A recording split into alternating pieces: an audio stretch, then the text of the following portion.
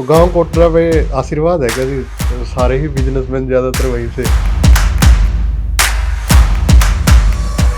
हम पानी की टंकियां 500 लीटर से लेके 10,000 लीटर तक की बनाते हैं। शायद हरियाणा में 10,000 लीटर की टंकी, मेरे ख्याल से, तो मुझे तो पता नहीं है, अगर कोई बनाता होगा। ये भी सुनने में आता है कि आपका जो सामान है वो अडानी तक भी जाता है। मैंने नशा नहीं किया जी, वो कोई भी नशा नहीं है। नशे कई प्रकार के हैं। हाँ। चौधर का भी नशा है, वो भी नहीं है। पैसे का नशा होता है, जी। वो सौ कोस नहीं है। कहीं किसी के फंक्शन में, कहीं पंचायत में, कहीं किसी शादी में पूरा दिन गुजारा, फिर घर जाता हूँ तो आगे पोते पोती हैं उनके साथ मस्त। अगर हमारे पास बच्चे ही नहीं होंगे, मेरे ख्याल से वो जीवन अच्छा नहीं है। कैथल की अगर बात करें, आप सीआईए में थे तो आपने एनकाउंटर भी किया था एक। अब सब कुछ होते हुए ये बड़ा दुर्भाग्य है कि हम अपने आप को बेरोजगार समझते हैं। ये बहुत बड़ा देश है, बहुत बड़ी पॉपुलेशन का देश है। यहाँ काम करने वाले के लिए काम की कोई कमी नहीं। 60+ हो आप, ये राज सेहत का राज क्या है? एक लाली चमकास भी। सारे फ्रूट आप मतलब नाम लोगे तो तकरीबन वो मेरे वहाँ प्लांट में आपको नाम मिल जाएगा, सेब तक का। तो राजनीति में आना पसंद करोगे? कतई नहीं, कतई नहीं। और कई ऑफर भी आए हैं ज्वाइन करवाने के भी। हमारे बस का ये खेल नहीं, ये तो गलत गंदा खेल है।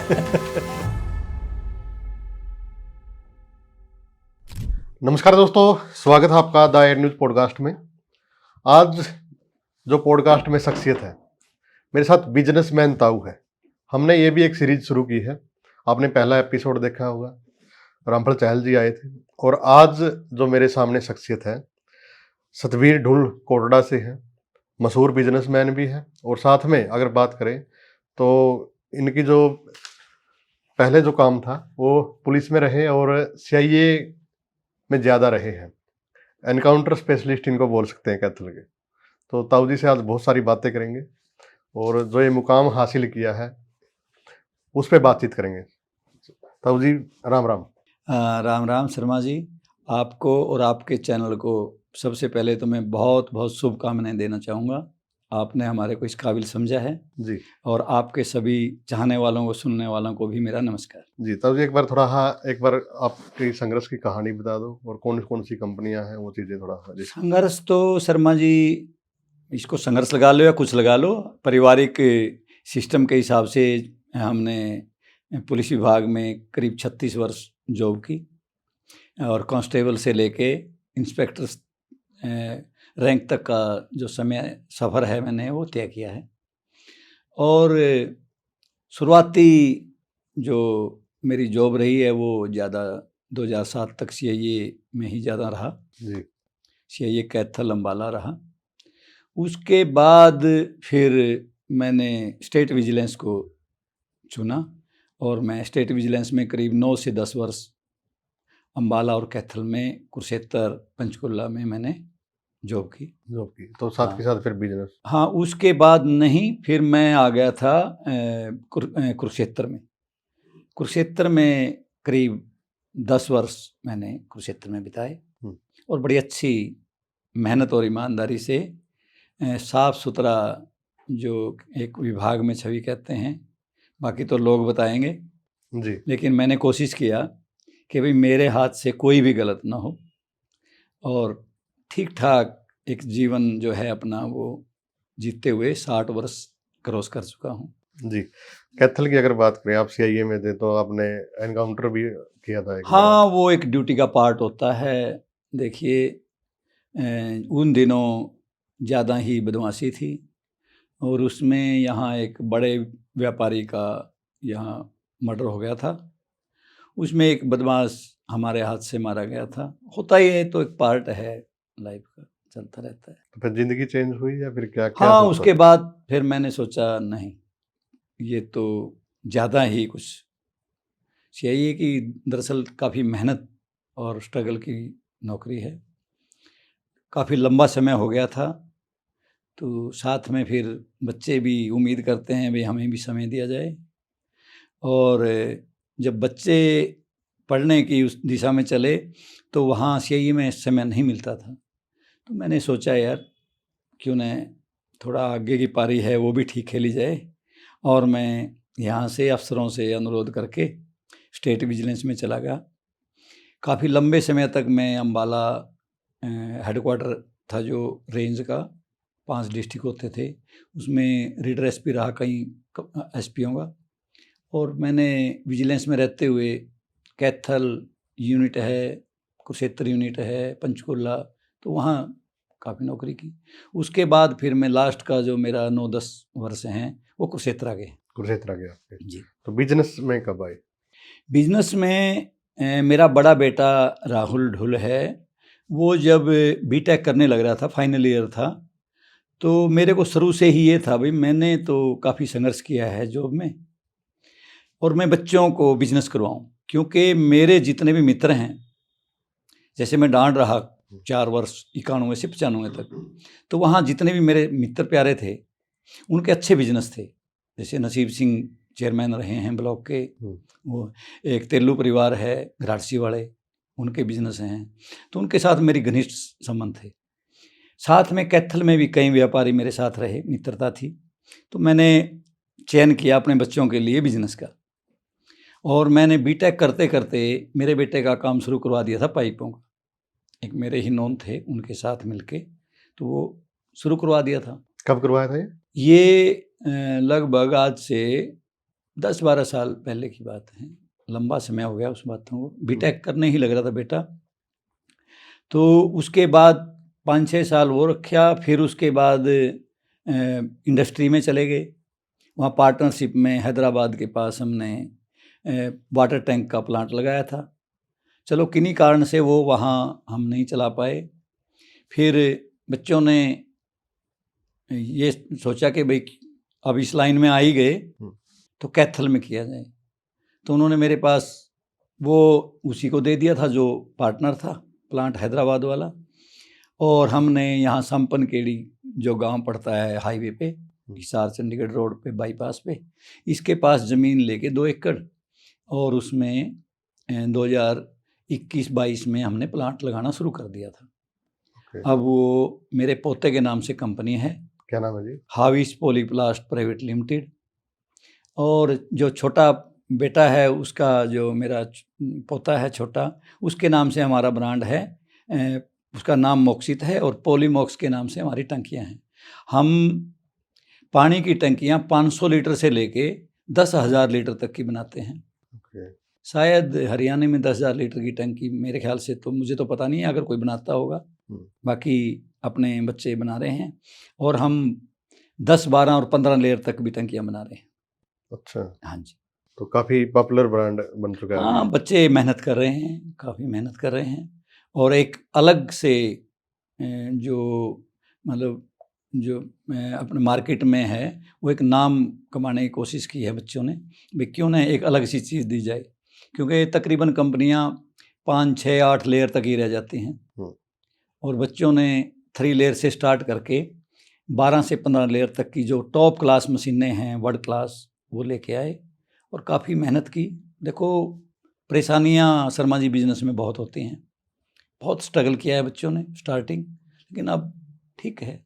ये भी सुनने में आता है कि आपका जो सामान है वो अडानी तक भी जाता है। हाँ, वो तो देखो टीम वर्क है, एक टीम वर्क है। भाई कहीं भी कोई कंपनी किसी भी कंपनी के साथ हो जाता है। जैसे हमारी 10,000 लीटर की टंकियां हैं, तो उनकी हैदराबाद और जो गुजरात है उसमें काफ़ी बड़ा प्लांट लगने लग रहा है उनका सोलर का, और महाराष्ट्र में है, आंध्रा में है। तो वहाँ पर उन्होंने हमारी वीडियो वगैरह देख के हमारे से बात की और हमारी टंकियाँ वहाँ तक जाती हैं। जी, तो अब पूरे भारत के अंदर जाते हैं, काम चल रहा है आपका? हाँ, या फिर बाहर भी जाते हैं? नहीं, अपने देश में ही है, क्योंकि हम कोई ज़्यादा बड़े वो नहीं कह सकते, हम तो एक छोटे सा कारोबार है हमारा, लेकिन बच्चे मेहनत कर रहे हैं तो ठीक चल रहा है, अच्छा है। ज़्यादा हमारा हरियाणा, पंजाब, हिमाचल, उत्तराखंड, इधर दिल्ली, गुड़गांव, इस साइड में हमारा ज़्यादा जी फोकस है। तो ढुल्स मेनल में बात हो रही, तो बहुत सारी बातें ऐसी भी थी कि बहुत सारे बच्चे आपने उनको रास्ता दिखाया है, आज सक्सेसफुल हैं। हाँ शर्मा जी, अभी 1 नवंबर को हमारा हमारा सालाना ये सम्मेलन होता है पूरे इंडिया के जो ढुल हैं उनका, और वो 1 नवंबर को हम एक जगह निश्चित करते हैं हर बार। अब की बार वो सम्मेलन होना था पंजाब में, वहाँ बाढ़ के कारण वो कैंसिल कर दिया गया था। समाज के जो अग्रणी लोग हैं उन्होंने कैथल का चयन किया और यहाँ एक टीम बनाई थी हमारी 11 लोगों की, सभी गांवों से एक एक दो दो लिए थे, तो उसमें मैं भी था और अमृत फार्म में हमने वो सम्मेलन किया था। वो शिक्षा और संस्कार और स्किल पे रखा गया था। हाँ। तो जितने भी समाज के अग्रणी बच्चे हैं उनको यहाँ इसमें प्रोग्राम में बुला के, चाहे वो MBBS हैं, PhD हैं, जिन्होंने अपने सर्कल में टॉप किया है, किसी भी अच्छी जॉब में टॉप करके गए हैं, तो सभी को यहाँ बुला के और हमने उनको सम्मान दिया ताकि आगे भी बच्चों में इसका अच्छा संदेश जाए। जी, तो सारे बच्चे एजुकेशन में अच्छे हैं आपके? हाँ, मेरे दोनों बेटे BTech हैं, मेरी बेटी PhD है, नेट है और PhD है। तो क्या कुछ आप कहोगे आने वाली जो पीढ़ियां हैं, बेरोजगारी बहुत ज़्यादा है? हाँ शर्मा जी, देखिए बेरोजगारी तो मैं इस चीज़ को कभी नहीं मानता कि बेरोजगार कहें हम अपने आप को। देखिए जब हम छोटे छोटे थे, एक एक परिवार में कई कई भाई होते थे और वो अनपढ़ भी होते थे, साधन भी कोई नहीं था, लेकिन वो बेरोजगार नहीं समझते थे अपना आप। अब सब कुछ होते हुए ये बड़ा दुर्भाग्य है कि हम अपने आप को बेरोजगार समझते हैं। ये बहुत बड़ा देश है, बहुत बड़ी पॉपुलेशन का देश है, यहाँ काम करने वाले के लिए काम की कोई कमी नहीं। जहाँ पॉपुलेशन होगी वहीं काम वर्क होगा, और सरकार की तो इतनी स्कीमें हैं सेंटर की, स्टेट की, कि आप काम करना चाहें तो कितना ही कर लीजिए। MSME स्टार्टअप का हेल्प लेके विभाग के ऑफिस हैं हर डिस्ट्रिक्ट में, उनसे जाके स्कीम समझें और किसी भी कंपनी में जाके कुछ समय तक काम करें, वहाँ सीखें और सरकार से हेल्प लेके कोई भी बिजनेस करें। तो ये मतलब हमारे अंदर एक कमी है भाई, हम उधर जा नहीं पा रहे, अपने आप को पढ़े लिखे बेरोजगार की श्रेणी में शामिल कर लिया है, जबकि ये गलत है, ऐसा नहीं होना चाहिए। जो बच्चा पढ़ लिया उसके पास सबसे पहले तो ये है कि जो भी बच्चा पढ़ा लिखा है ना, उसके पास पहले से इसी घर में उसका फादर या जॉब पे है या अच्छा किसान है या कोई किसी भी बिजनेस में काम कर रहा है, और उसका बच्चे ने पढ़ाई करने के बाद भी वो एक ये हो गया भाई मैं तो बेरोजगार हूँ। नहीं, तो किसी न किसी लाइन में जाना चाहिए, उसे काम करना चाहिए। क्योंकि बहुत सारे बाहर जा रहे हैं तो बाहर भी काम तो करना पड़ ही रहा है। ये बहुत गलत है, मैं इसके को कभी लाइक नहीं करता, जबकि मेरे परिवार में, मेरे रिश्तेदारों में बहुत बच्चे बाहर हैं। आप यहाँ से भाग रहे हो पीछे, भाई आप मेरे को देखिए, मैं 60+ हूँ, 35-36 साल सर्विस की है, और मेरे बच्चे बाहर चले जाएं, लास्ट में मेरा जीवन कहाँ जाएगा? जबकि एक सर्विसमैन जो 35-36 वर्ष तक सर्विस करता है, इतना तो वो कर ही लेता है कि भाई उसके बच्चे कहीं न कहीं सेट कर ले, स्टैंड कर जाते हैं। लेकिन पता नहीं क्यों एक ये मेरे ख्याल से पेरेंट्स की कमी है, एक ट्रेंड ही चल गया है। वो बच्चों के मन में ऐसा डाल देते हैं हम बैठ के आपस में सोसाइटी में कि यहाँ कुछ नहीं है। मैं ये कहता हूँ कि यहाँ कुछ नहीं है तो कहीं कुछ नहीं है, बिल्कुल उल्टा है। मैं यार दोस्तों में बैठता हूँ, मेरे मित्र प्यारे हैं, वो एज्ड हैं, रिटायर अफसर हैं, उनके बच्चे बाहर हैं, वो टाइम पास करने का समय उनके लिए बहुत कठिन है। जबकि मैं घर जाता हूँ, मेरे पास 2 पोते हैं, 1 पोती है, उनके पास जहाँ भी, जैसे मैं रात को तकरीबन फैक्ट्री जाता हूँ, सुबह उठा, घर पे आके नहा धो के तैयार होके कहीं किसी के फंक्शन में, कहीं पंचायत में, कहीं किसी शादी में पूरा दिन गुजारा। फिर घर जाता हूँ तो आगे पोते पोती हैं, उनके साथ मस्त। अगर हमारे पास बच्चे ही नहीं होंगे तो मेरे ख्याल से वो जीवन अच्छा नहीं है। 60+ हो आप, ये राज, सेहत का राज क्या है? एक लाली चमका आज भी। ये दरअसल सबसे पहली बात तो है कि मेरे जो पेरेंट्स थे वो किसान थे जी। मतलब हम जितनी तारीफ करें, सभी करते हैं अपने पेरेंट्स की, लेकिन बहुत कम होगी उनके लिए।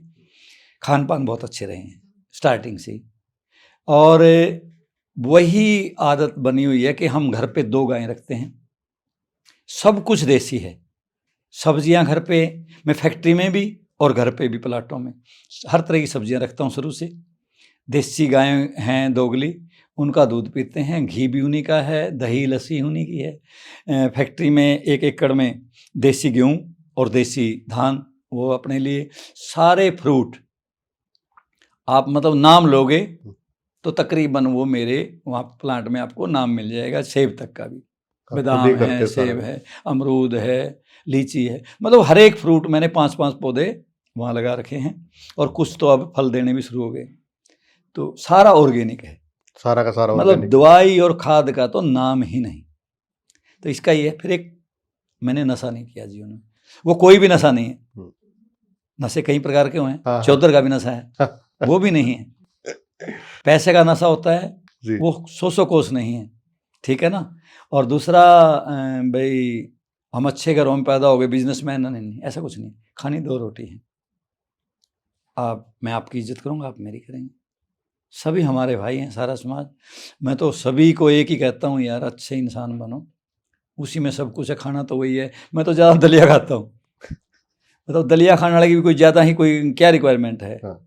ठीक है ना। क्या पता शाम का बचा सुबह खा लिया, उसी से काम चल जाता है। तो वो नहीं, मैंने कभी बाहर का खाना अवॉइड किया है। मैं शादी में हर रोज़ जाता हूँ, तो क्यों सर्कल ज़्यादा हैं तो हर रोज़ का जाने, वहाँ क्या है, थोड़ा डिश लिया, थोड़ा फ्रूट लेगा। जी, अब तो आप वेल सेटल्ड हैं, बिजनेस है, सारा कुछ है, तो कहीं ना कहीं आपने वहाँ ना एक या जो चौधर की बात करी, फिर नहीं सोचा लास्ट में भाई चौधर तो जरूरी है, तो राजनीति में आना पसंद करोगे?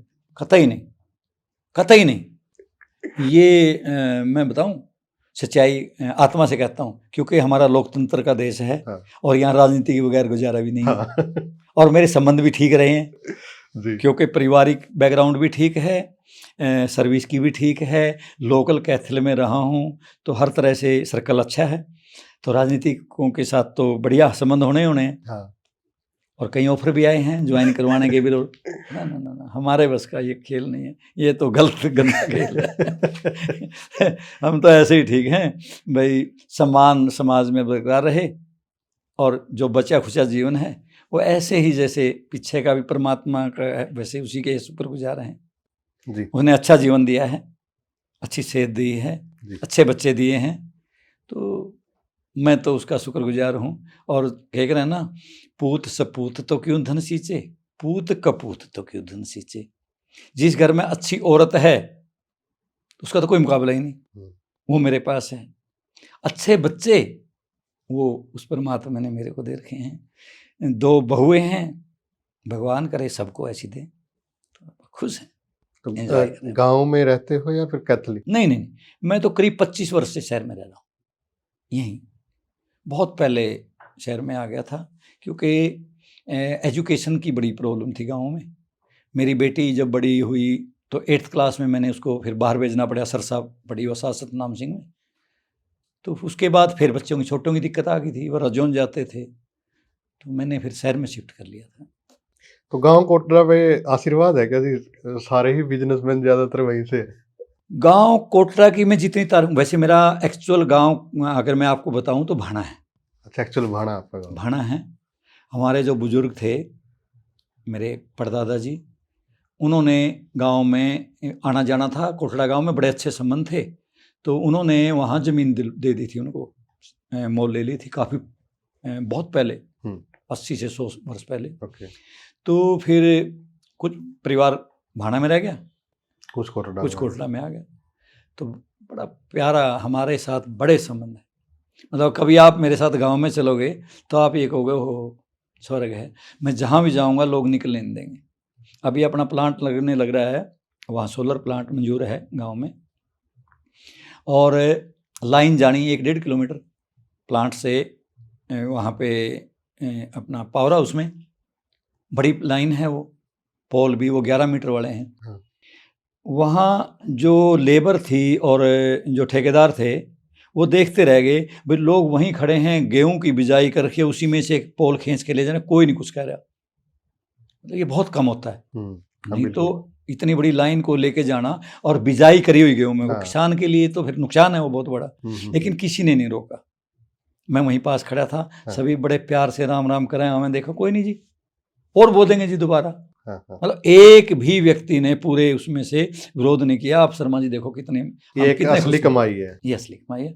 और गांव इतना, मतलब मेरे ऐसा गांव का कोई घर नहीं होगा जिसके पास मेरा नंबर ना हो। और संडे मान के चलो मेरा गांव के लिए ही होता है, हर संडे आप गांव जाते हैं? तकरीबन। कभी कोई बाहर चला गया अलग बात है, नहीं तो हम दोनों मियाँ बीबी संडे को गांव में चले जाते हैं। किसी के कोई डेथ हो रही है तो वहाँ चले गए, किसी की लड़की की शादी है वहाँ चले गए। तो गांव के 36 बरादरी में ऐसे है भी जैसे मेरा परिवार है सारा। जी, पंचायतों में आप जाते रहते हैं? वो तो मेरा शुरू से ही। सबसे ज्यादा केस आज की तारीख में कौन से आते हैं जी? यस, ये जो क्राइम अगेंस्ट वुमेन है ना, ये विभाग मेरे पास कुरुक्षेत्र काफ़ी समय रहा, क्राइम अगेंस्ट वुमेन का। और आजकल के जो बच्चे हैं ना, ये मेरा संदेश भी मान लेना आपके उससे, पेशेंस ख़त्म कर लिए। एज बढ़ गई बच्चों की, मतलब जितने भी ज़्यादा आप देखना, जितने केसेस लड़का लड़की के शादी के बाद आ रहे हैं वो सारे एज्ड हैं, 30+ के, वेल एजुकेटेड, पढ़े लिखे, और एक दूसरे को, जबकि ये तो हमारा एक करार है, समझौता है पति पत्नी का, उसमें कोई बड़ा छोटा थोड़ा होता है जी। तो वो ओट नहीं पा रहे एक दूसरे की साथ में। जहाँ वो गए हैं, पीछे भी एक माँ छोड़ के आई है, अनपढ़ माँ वो भी हो सकती है, आगे भी बेचारी, उस जमाने में पढ़ाई थी नहीं। अब वो आपस में तालमेल नहीं बना पा रहे और डिस्प्यूट का कारण बन रहे हैं। मैं क्या कहूँ आपको कि 3 साल जिसके पास ये महकमा रहा हो तो उसका काफ़ी तजर्बा हो जाता है। एक समझ लो 3 साल में तो PhD हो जाती है। बिल्कुल जी, ठीक है ना, तो PhD तो हाँ, तो ये जो बच्चे हैं हमारे, ये सहन नहीं कर पा रहे एक दूसरे को, और वो डिस्प्यूट इतने हैं कि बस ये समझो पहले तो ढोल बजते हैं शादी में और 2-4 महीने के बाद फिर थाने के चक्कर लगाते हैं। ऐसा नहीं होना चाहिए। एक दूसरे का तालमेल से ही घर चलते हैं, और जो सास है वो तो माँ है जी। तो फिर कैसे रोके जा सकते हैं? कुछ निकालना है? ये पेरेंट्स की कमी मानूंगा मैं इसको, पेरेंट्स की कमी है। अगर एक माँ अपनी बेटी को जब शादी करके भेजती है, वो पहले से ही उसको ये समझाए कि बेटा तू मेरे पास रही है जैसे अपनी सास के, क्योंकि असल जीवन तो सास के पास है, वो तो बचपना है माँ के पास। तो बिल्कुल देखो बचपन 20 साल, 22, 25, 28, अब तो मैं आपको मैंने जाट संसद का मैं एक लड़की का भाषण सुना था, वो बड़ा दिल को छू गया मेरे। वो बड़ी बोर्ड लड़की थी जिसने लेक्चर दिया, बहुत सुनने का लेक्चर है, कभी आप उस पर जाट संसद में खोल के देखना। हाँ। उसने कहा कि ये कहते हैं कि हम अपने बच्चों की शादी कर रहे हैं, हम बच्चों की शादी नहीं कर रहे, हम एक आदमी और औरत की शादी कर रहे हैं। बच्चे तो 25 से नीचे हैं, उसके बाद वो बच्चे हैं ही नहीं। 35-40 की एज में बच्चे थोड़े ही हैं। वो तो जैसे मैं हूं, अब मैं तो 25 साल में फारिग था बच्चों से। हाँ। और वो बच्चे नहीं, वो बेटे मेरे आज बिजनेस चला रहे हैं, मेरे ऐसे लगते हैं जैसे मेरे भाई हों। अगर मेरी शादी 35, 38, 40 साल में होती तो वो बच्चे अब स्कूल में पढ़ते होते। ठीक है ना। तो ये उस लड़की ने कहा कि हमने एक जनरेशन बीच से खो दी। क्या करा ना, पूत बुढ़ापे की जो औलाद है वो क्या कहते, बुढ़ापे में जब मैं पूत बाबू बेटा दोनों ऊत, ये बूढ़े क्या कर दे हमारे। हाँ। तो जो बुढ़ापे में जाकर बच्चा पैदा हो गया, वो तो खुद बूढ़ा हो गया, बच्चा स्कूल में पढ़ने लग रहा है, तो कब सेटल हो पाएगा। असल एज है जो वो 20 से 25 के बीच की। मैं कोई वो नहीं भाई, मैं सब पे थोपूं। मेरी सोच ये एज है, मतलब ये मेरी सोच बता रहा हूँ भाई। जो भी मेच्योरिटी आनी है, जो भी आना है, वो लड़की 20, 22, 23, 24 और लड़का 25, 26, बस। इसके बाद का तो रिजल्ट अच्छा नहीं है, जी। मेरी समझ में नहीं है। बाकी तो मैं सभी पेरेंट्स पे थोप नहीं सकता अपनी ना, सोच को। बिल्कुल बिल्कुल। ठीक तो है। इसके लिए जैसे खाप पंचायतें हैं, जी, जी। क्योंकि बहुत सारा ऐसे भी मामले हैं कि लिव इन रिलेशनशिप बड़ा चला हुआ है जी। जी, जी। तो इन चीजों को रोकने के लिए कुछ हो सकता है कि समाज में भाईचारा कायम दोबारा हो सके, स्कूलों में जाके शिक्षा दी जा ये सके। मेरे ख्याल से समय का बदलाव है बदलाव, ये। हाँ। ये बदलाव है और इसमें हम ज़्यादा हाँ कुछ कर नहीं पाएंगे, चाहे खाप हो चाहे कोई भी हो। ये वक्त के साथ बदलाव आता ही आता है और ये अच्छा भी नहीं है। आप देखो, क्योंकि मैंने तो पुलिस विभाग में नौकरी बिल्कुल करी है सर। और पुलिस विभाग तो एक ऐसा मंदिर है, हर आदमी ने वहाँ से गुजरना पड़ता है, चाहे वो कितना ही बड़ा कितना ही छोटा। देखो, पुलिस विभाग में कुछ कमियां हैं जिसके कारण से समाज में ज़्यादा हाँ बढ़िया स्थान नहीं है। हाँ। लेकिन पुलिस के बगैर तो हम सो ही नहीं सकते, सो ही नहीं सकते। पुलिस के बगैर हम कहीं जा नहीं सकते, पुलिस के बगैर बिजनेस नहीं कर सकते। देखो, सम्मान हम मिलना चाहिए, बिल्कुल। लेकिन कहीं ना कहीं कुछ न कुछ पुलिस में भी कमियां हैं और समाज भी कोई अच्छी दृष्टि से नहीं देख पा रहा। जबकि उसको इग्नोर करके पुलिस की कमियों को उनको सम्मान देना चाहिए, क्योंकि वो पूरी रात जागते हैं और हम सोते हैं। बिल्कुल सर। ठीक है ना। तो देखो, पेरेंट्स के लिए आप जैसे नौजवान हैं, अपने बच्चों को वो दिशा दो कि वो एक अच्छा इंसान बने।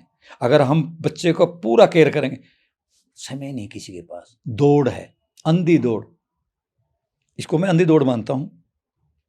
अब देखिए आप, एक डॉक्टर, एक कंप्लेंट आई जब मैं कुरुक्षेत्र था, ट्रैफिक इंचार्ज था।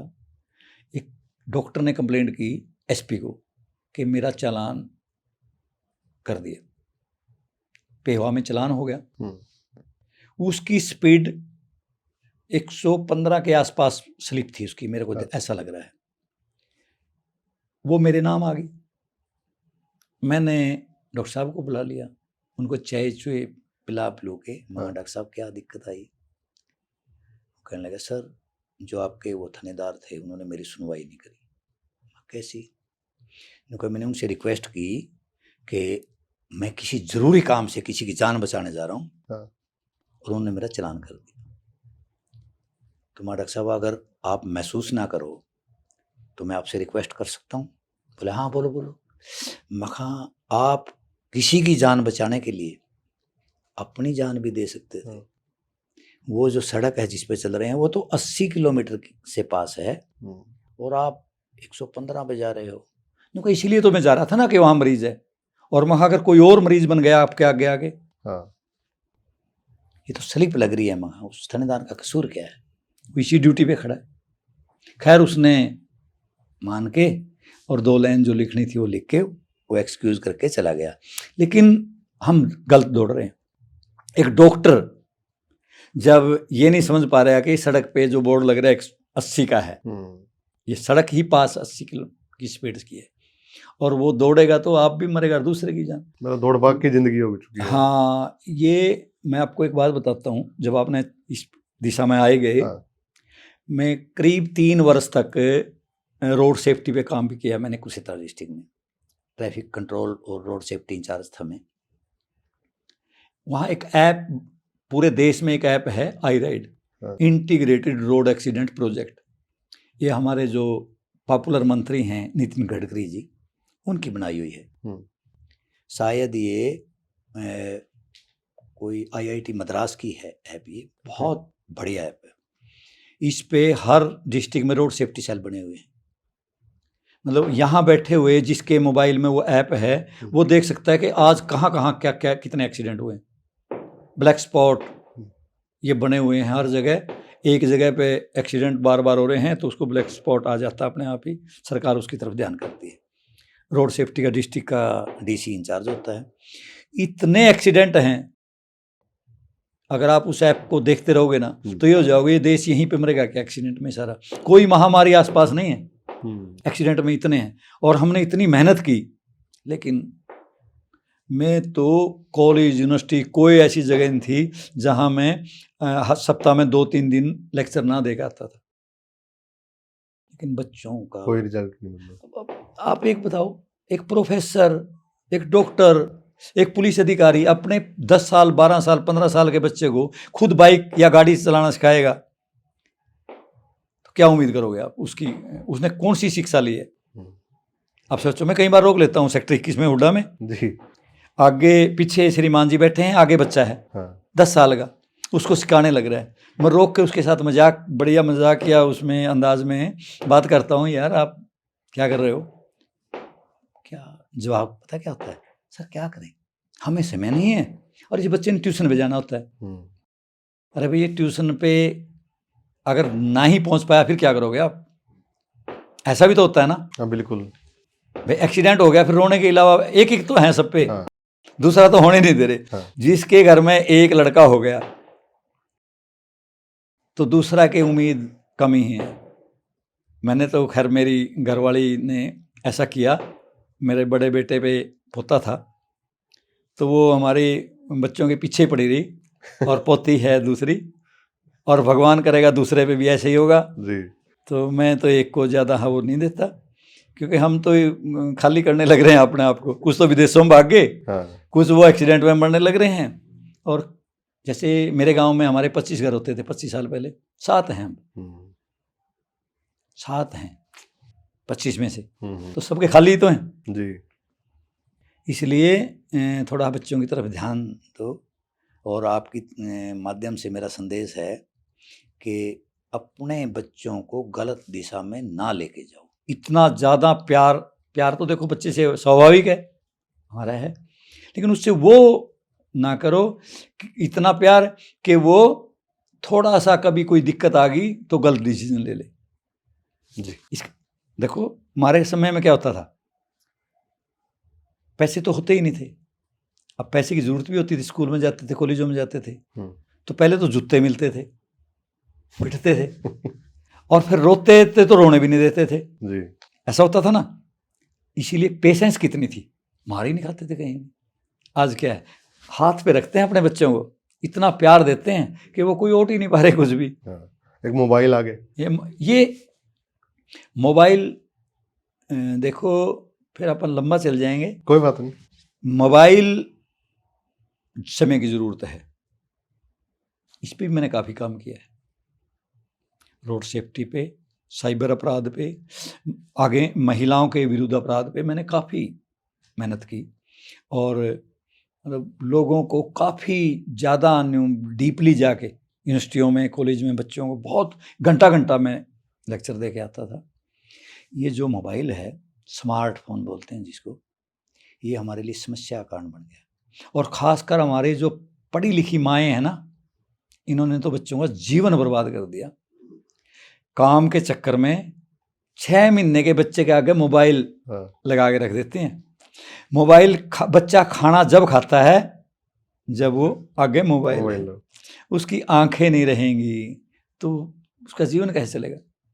वो कच्ची हैं आंखें उनकी।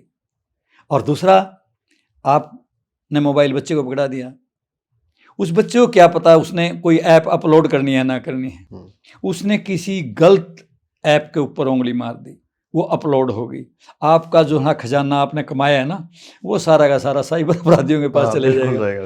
ठीक है कि नहीं? तो मैं एक बढ़िया इसके बारे में संदेश देता हूँ, वो आपके लिए भी है और आपके जो भी देखने वाले हैं चैनल को, बिल्कुल जितने इससे बचने, मतलब हमारे चीफ सेक्रेटरी तक नहीं बच पा रहे जो स्टेट को चलाते हैं जी, उनके भी खजाने खाली हो रहे हैं। इससे बचने का मैंने जो काम किया, इस पे एक ही माध्यम है, जो आपका मेन अकाउंट है, उसका नंबर ऐसा रखे जिसका रूटीन में यूज ना हो, अगर आपने बचना है। नहीं तो आपसे या आपके किसी बच्चे से या किसी नॉन से गलती होगी ही होगी। और जब गलती होगी तो वापस समाधान कुछ नहीं है, क्योंकि वो तो लोग ऐसी जगह बैठे हैं, पुलिस धक्के खा के आ जाएगी, लेकिन वो जंगलों में बैठे हैं, उनका काम ही ये है, उनका तो काम ही ये है। वो दिन में 50 कॉल करेंगे, 50 में से 5-7 बेवकूफ़ मिल गए, वही काफ़ी है उनके लिए, उसी में लाखों रुपए ले जाते हैं। बैठे बैठे बिजनेस है उनका, तो मोटा बिजनेस है, खूब पैसा कमा रहे हैं। और अनपढ़ लोग पढ़े लिखों का बेवकूफ़ बना रहे हैं। देखिए प्रोफेसर यूनिवर्सिटी का कुरुक्षेत्रा का, और वो इसका शिकार हो जाता है।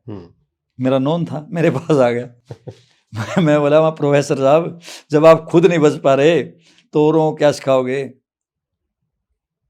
उन्हें गलती नहीं, बोला देखो कमाल है, मुझे पता था फिर मेरे से गलती होगी। लालच ही ऐसा देते हैं वो। आप एक बताओ शर्मा जी, बैंक किसी को आसानी से पैसा दे देता है क्या? नहीं देता। और वो उसको लालच दे रहा है, उन्हें ये पता है भी तने कुछ अप्लाई ही नहीं किया, तेरे को लोन कौन देगा यार, तू गलती क्यों कर रहा है? तो इसलिए इसको तो मोबाइल, इसने हमारी राहें तो आसान करी हैं। बैंक में नहीं जाना पड़ता, कहीं नहीं, 2 मिनटों में सारा काम होता सारा है। हो जाता है। लेकिन ये समस्या भी बन गया, समस्या भी बन गया। समस्या बन गया। हाँ जी अंकल जी, इसलिए जी अंकल जी, बातचीत करने के लिए धन्यवाद, और बहुत अच्छा लगा, बहुत सारी बातें आपने बताई, समाज को जागरूक आप कर रहे हैं। तो आप लोगों को ये एपिसोड कैसा लगा? वीडियो को ज़्यादा से ज़्यादा आप लोग शेयर भी करें, और बहुत सारी जो बातें बताई हैं उन पे अमल भी ज़रूर करें। धन्यवाद।